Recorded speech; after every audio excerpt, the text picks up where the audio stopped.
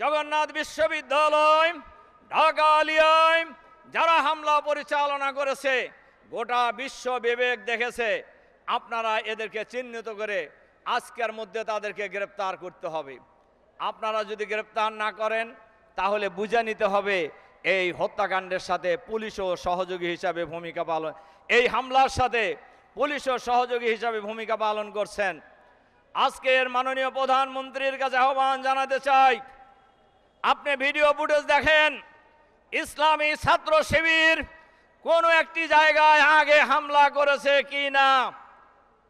নিরীহ ছাত্রদের উপর নৃশংসভাবে হামলা চালানো হয়েছে। আপনি অবিলম্বে তাদের গ্রেপ্তারের নির্দেশ দিন।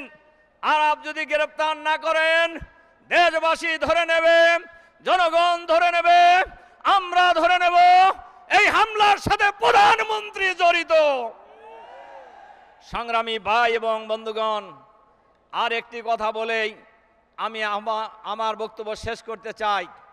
শিক্ষাঙ্গনের এই সন্ত্রাস কারোর জন্যই ভালো নয়।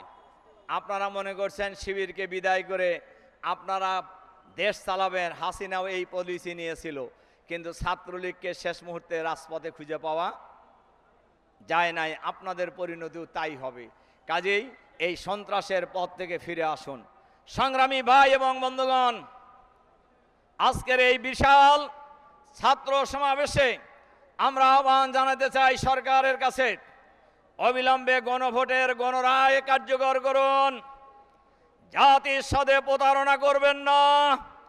জাতির গণভোটের গণরায় যদি কার্যকর করানো হয়, আগামী দিনে জাতির সামনে বিশ্বাসঘাতক হিসাবে আপনারা অভিহিত হবেন ইনশাআল্লাহ। সংগ্রামী ভাই এবং বন্ধুগণ, গণভোটের গণরায় কার্যকর হবে। আজ হোক কাল হোক, নাকে খত দিয়ে কার্যকর হবে। যেমনিভাবে কেয়ারটেকার সরকারের বিল 96 সালে নিজেরাই পার্লামেন্টে এনে ছাত্র জনতার আন্দোলনের মুখে কেয়ারটেকার বিল পার্লামেন্টে পাশ করে 1 মাসের ব্যবধানে ক্ষমতা থেকে পদত্যাগ করে বিদায় নিয়েছিলেন। এবারও যদি সেই কাজ করেন তাহলে একই পরিণতি হবে। 11 দলের যে আন্দোলন শুরু হয়েছে, ছাত্র জনতার যে আন্দোলন শুরু হয়েছে, এই আন্দোলনে আপনাদেরকে এক সময় গণভোটের গণরায় কার্যকর করতে জনগণ বাধ্য করবে ইনশাআল্লাহ। সন্ত্রাস কারোর জন্যই ভালো নয়। সন্ত্রাসীদের কোনো রাজনৈতিক পরিচয় নাই।